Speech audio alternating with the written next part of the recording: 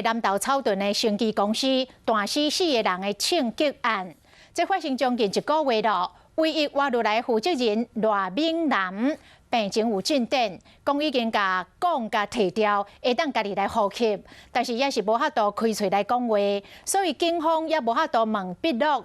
目前是派警力伫咧病房的外口24小时来戒护，一天有12个警察轮流来看顾。南投草屯一间生技公司7月14发生4个人死亡的枪击案，5个人着枪，唯一活落来是公司的负责人牛樟果之父赖敏南。当时头壳着枪送病院时意识清楚，经过约1个月抢救，病情嘛有进展。赖敏南前几工仔进行脑部引流，当时手术顺利，会当家己喘气，骹手会当震动，无法度讲话。就赖姓被害人部分，检察官及专案小组与医院密切联系。 充分考量被害人身体状况，依案件情形为必要之侦查作为。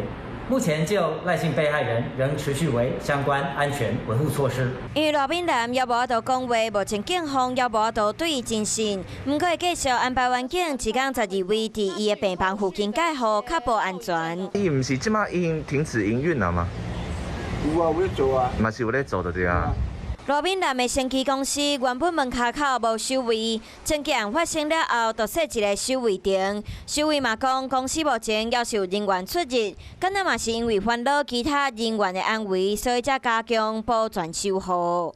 有事没事赶紧转开华视，还没有订阅华视的 YouTube 频道吗？赶紧按赞、订阅、开启小铃铛，我们华视 YouTube 见。